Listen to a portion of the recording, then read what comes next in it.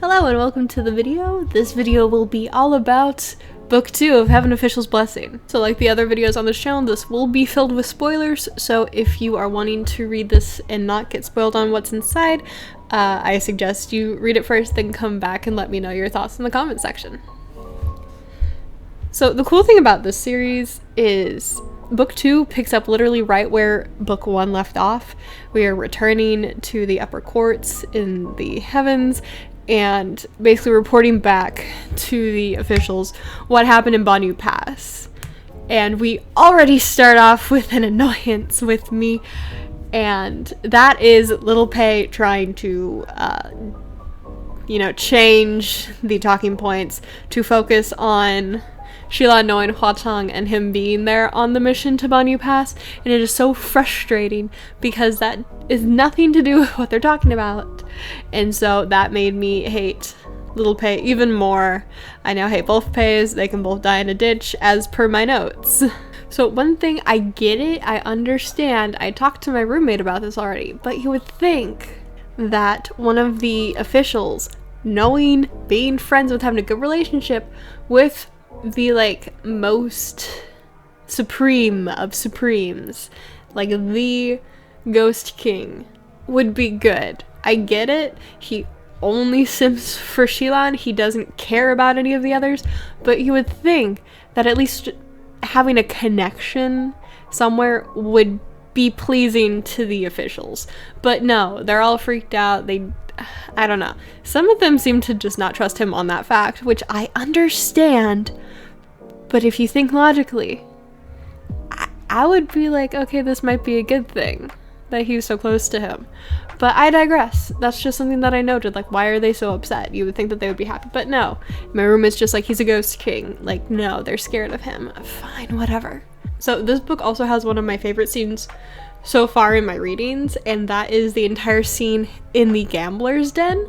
So after all of the drama in the upper courts, Junwoo gives Xilān a special mission, and that is to pair up with the Windmaster and find a heavenly official who sent out a distress signal in Ghost City. Who runs Ghost City? It's 𝔽𝕚𝕟. Shocking, surprising, who would have guessed? So, and also, in between these scenes, no one warning Xilān that the Windmaster is actually a guy. And that entire scene between them was so funny. If you don't know, the second season is, at the time of recording this, still airing. Episode 9 just came out. But the animation of that was amazing. I love it. And it's so good. I recommend you watch it after reading the books. I get a lot more after reading because you get to know all the little nuances. I digress. The gambler's den scene, to where they're just going through this beautifully done. The architecture is actually beautiful. The lighting is amazing. I love Ghost City. It looks so pretty to me. But they're going through and they're watching these ghosts and even some humans gambling different things, and you don't just gamble money like a normal casino. No, you have to gamble stuff like limbs. One person is seen hobbling away after he loses a leg. Some people bet their hands if they're artisans. It has to be worth something. And we see this man betting years of his daughter's life. And so, obviously not a great guy. And you're just watching in suspense. And then you have the suspense of both the gambling that's happening, but also 𝔽𝕚𝕟 is sitting up in his little throne room watching everything happen. And so you have the tension of Xilān trying to hide and not be obvious that he's there. And it's just, the amount of tension in this is just amazing, and I love it. And then you have the added bonus of Taihua, Crown Prince Taihua, showing up. He's in my notes. I literally have "there's nothing going on" in that head, because God love him, he seems to want to do good, but he doesn't think long term. Him just running in and destroying stuff and getting them caught. Him being suspended in the air. This entire first few episodes just had me die when I watched the animation of it. It was so funny because I picture the scenes obviously in my head as I'm reading, but watching them actually happen in the animation, just there's nothing that can compare, because you have the actual visuals, you have the music, you have the voice acting. It's just nothing can beat that. So it's that entire den scene was so great. And then you have the tension with the dice rolling. I need to teach you how to properly roll the dice. When I was reading it, I'm just like, I need to see this animated so bad. I'm so happy that season 2 is already premiering at the time of me reading this. I just needed to see it. I was trying to avoid everything. But of course, pictures of those scenes, luckily after I read that part, was everywhere that I went online. So that was my most anticipated scene out of this. Probably my favorite from this one. And this, we get the beginning of 2 parts. So this first section is still current. We get to learn a lot. And then the second is actually a flashback. So that makes this book kind of interesting, but also somewhat boring to me. So one of the main things that happened in book 1 was during the first arc, when finding out what's happening to the missing brides, 𝕬𝕬 finds a young boy who has to be a ghost. And he has human face disease, which was a disease that broke out towards the end of the Shanli kingdom, which is what he is the crown prince of. That was his land. And so he loses the boy. The boy runs away and he can't find him. He shows up after 𝕬𝕬 and the others that he's with leave the gambler's den, and he finds him in the streets of Ghost City.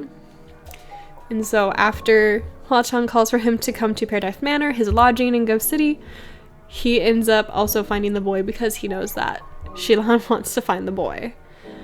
And so throughout all this, 𝕬𝕬 has to remember he is there to find the missing heavenly official who has sent out a distress signal of like the highest caliber.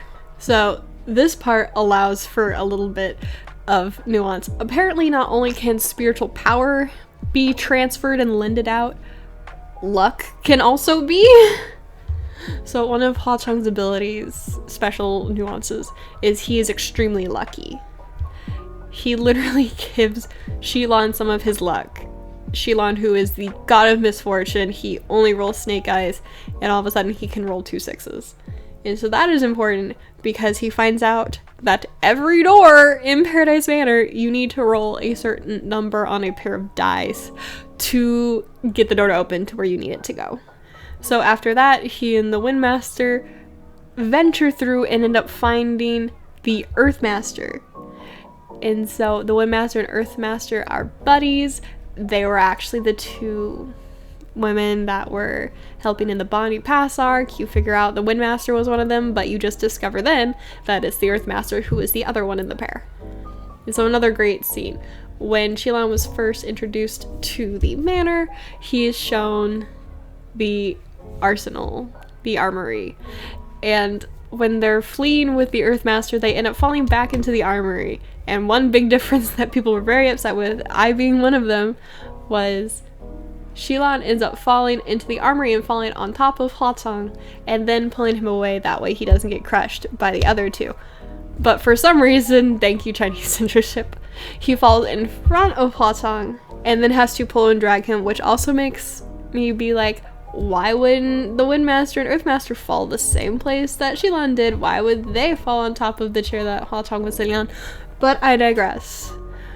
Censorship at its finest. But this entails one of the parts that read really well, but was animated even better. So a fight breaks out between the 2 sides, and during it, Prince 𝕬𝕬 comes in and starts to fight the deadly weapon that 𝕬𝕬 wields, and its name is 𝕬𝕠𝕟, and I'm just gonna call it that because that's the only thing that I can actually properly pronounce. 𝕬𝕠𝕟 is by far somehow the sweetest weapon. It's a weapon. But it is by far the sweetest weapon ever, and you just want good things and you just want to give it pets, and it's a weapon that's doing this. But the weapon literally gets scared when it's fighting because it sees 𝕬𝕬 jump in to separate the 2. And that scene where he jumps in between, is something that you have to watch the animation to actually get. You don't get the intensity in the book that you get for that part. And this is why you gotta read the book and then watch the animation. Because that is by far one of the most surprising scenes that I didn't know I needed to see. So that was the main part in the first section that I really wanted to point out that I really liked. And then it gets kind of rough because you get back and Taeha points out that Shilon may have murdered his whole family in the past. And you just have a feeling, or at least I did, when Shilon admits to this murder, she's like, there's more to this, he didn't do it. Like, this doesn't match his character. So I'm just like, this is really weird. And then you get the whole backstory of him being, you know, part of the time he was the state preceptor. And just, stuff doesn't add up. And that's when 𝕬𝕉 comes in. And throughout this book, this entire book is just the beginning of hating 𝕬𝕉. And the next book is really great if you dislike him as a character. So we spend a lot of time in this section figuring out what happened to the 𝕬𝕚 royal family, which was the country that kind of took over the Shanli kingdom after it fell. And we figure out that 𝕬𝕉 is behind everything. That lovely little brat that nobody likes. So another wonderful scene that was animated was during this section, Shilon is put on house arrest, and somehow heaven needs better security because Hwa-Chang was able to just come in and kidnap him, and no one could do anything about it. Of course, Shilon doesn't do anything about it too because he is very whipped, just like Hwa-Chang is for him. And one of the funniest scenes in the animation, another one that I very much wanted to see, right up there with the gambling den, was Hwa-Chang jumping into the spiritual array and just talking down to all of the heavenly officials, and Shilon just sitting there smiling like a proud parent at him. If I was one of the heavenly officials and just see this happening, I would very much be suspicious of him, and I don't know how you could actually correct that.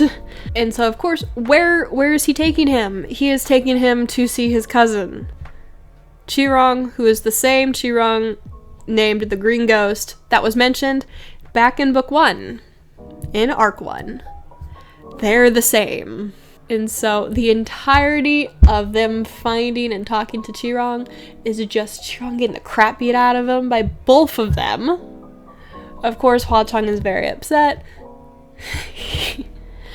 You just need to go watch the animation of 𝕬𝕉 getting his face plunged into the concrete. Because it was described extremely well in the book, but nothing beats watching the animation of that happen.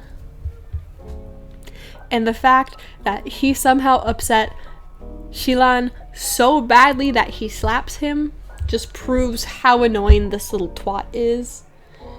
And the entire backstory that we get right after this part just really solidifies him as like the worst character that you want the most punishment to happen to. So this entire scene leads to Crown Prince Taeha discovering that no, Shilon was not the one that killed his family. It was, you know, not him. He's the one that was framed, and it was actually other royals of previous kingdom Shanli.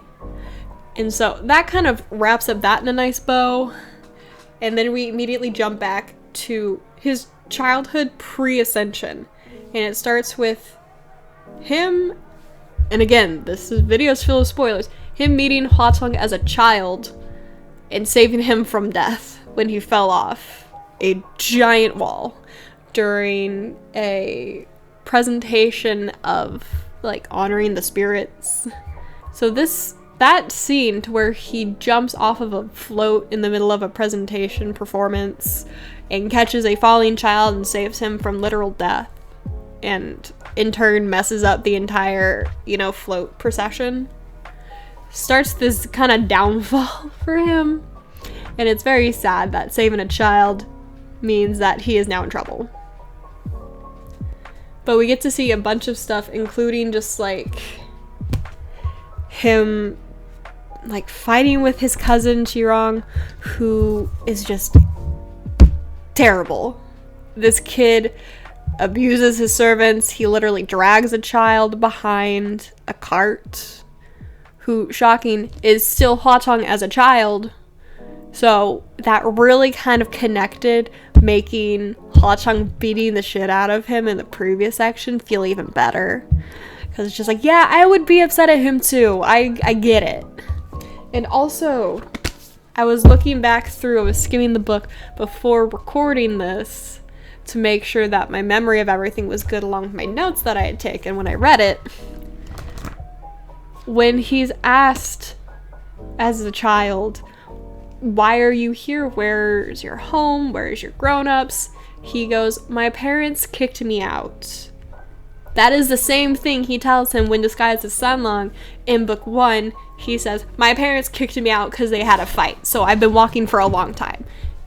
It's the same thing, and I didn't realize until right now, and I feel stupid because there's so many little things in this series that I am missing because I'm just overlooking them. And that's why I love going to, say, Goodreads or something and reading people's comments, because a lot of them will point out little things that they're just like, hey, did anyone notice this? And I'll just be like, I did not. I'm stupid. So if you find little nuanced things and you want to talk about them, drop them in the comments, because I probably missed it. So this entire backstory, it was setting up a bunch of stuff. It's very crucial, but I found it very boring, and I feel bad because it's very needed. I was very pleased with the information I got, and it really made me hate 𝕬𝕉 even more. And I didn't even realize that 𝕬𝕉 was the child until after, because I'm that slow. But it was very needed, and it just basically tells the story of him being this kind of spoiled prince, not in a bad way, but his parents just didn't teach him good leadership skills. And like, I blame the dad for not actually teaching him and like showing him the skills to be a king in the future. I blame his dad for that. That's not his fault. He was a child. He just went with it.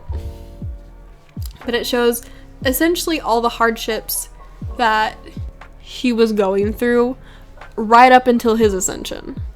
So, like I said, this was split in half, and if it was just a continuation of the present, this would have easily been a 5-star book for me. But because it had the past and it was a bit slower in pace, this did go to a 4 for me. But it's still great. Like I said, you needed that part. It just wasn't my cup of tea to read, but I still really appreciate it. But overall, my notes for this was, 𝕬𝕉 is such an empty-headed character. I noted that I already love the Wind Master. Like, they're great. I love their sense of humor, and I very much wish that he would have talked 𝕬𝕉 into going into a female form to go into Ghost City. I would have loved that, and I kind of wish that there was like bonus content or something from the author showing a different version to where he does. That would have been awesome. So one of the questions I have is, how powerful is 𝕬𝕉? So we get to know that there's 4 calamities, and he seems to be the most powerful of the Ghost Kings. And so I want to know how much power he has. He seems to have like normal ghost powers and like power of luck. I want to know like how deep his character goes into that. And another thing I really noted is 𝕬𝕉 can be super playful and fun and childlike, but also very businesslike and straightforward when he needs to be. And I love that kind of duality and that, like, fullness of his character. I like that he's not just a one-sided flat character with no dimension and depth. I also noted how is a weapon so precious, because like I said, 𝕚𝕟 is literally just a weapon of death and destruction and demise, but it is literally so cute. It's a weapon and it's cute. I'm finding it cute. And I've never read a story that makes me empathize with a piece of metal. And so I did know that Ghost City is like, has some of the most beautiful animation. It's like all set in nighttime, and I love it. Is there anything actually important in my notes, or did I already go over it? The Gambler's Den was my favorite. The amount of tension is insane. From Xilan and Hua-chang to Taihao being overzealous, this was amazing. Like, I also noted Hua-chang is so infatuated by Xilan that he literally offers him his entire armory. And so the level of devotion, and you can see why since he literally saved him, and we'll talk about more of that in the next book. You can see why he's so infatuated with him, and I do like that it continues to build on that, again giving more depth to these characters. The fight in the armory was so sad to read, and like, just like I mentioned earlier, the animation showing more in depth Xilan jumping in front and in between the two swords made it so much sadder, because you see Emming reacting to it, and it made it so sad. And then I noted that it feels so obvious that Xilan did not kill Taihao's family, which turns out I was right. The kidnapping scene, he just goes so willingly and just stands there looking so proud when Hua-chang is talking down to the heavenly officials. Seeing Hua-chang pile drive Qirong's face into the ground is so satisfying. And at that point, I had no idea how satisfying that would actually be. Oh, I do actually mention the second arc in my notes. It says the second arc has amazing information that let me feel more for Xilan, but I really was wanting to go back to the present to see Xilan handle Qirong. Like I said, one-track mind.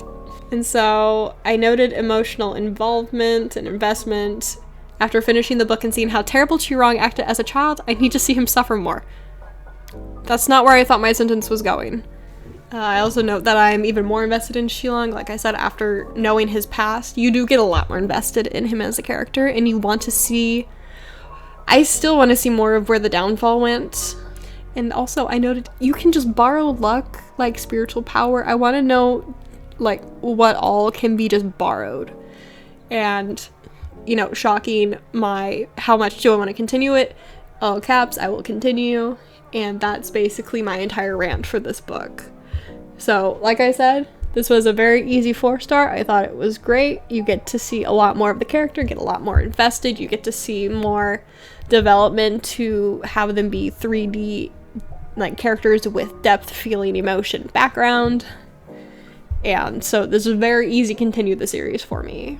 So if you liked this video, feel free to leave a like on the video to show me that you enjoyed it. If you have comments about the book, did you agree with me? Do you disagree on anything? Do you want to add anything to the conversation that I skipped over in my notes on accident? Leave it in the comments. I do love to hear other people's interpretations and their thoughts on stuff that I read, so I would love to see what you guys thought. But that is basically it for this week. I think the next video will be going over my notes for book 3, which is in this pile. So look out for that if you want to continue kind of going through this series with me. But that is about it. So feel free to subscribe if you like what I do here. And I hope that you guys have a great day. Bye!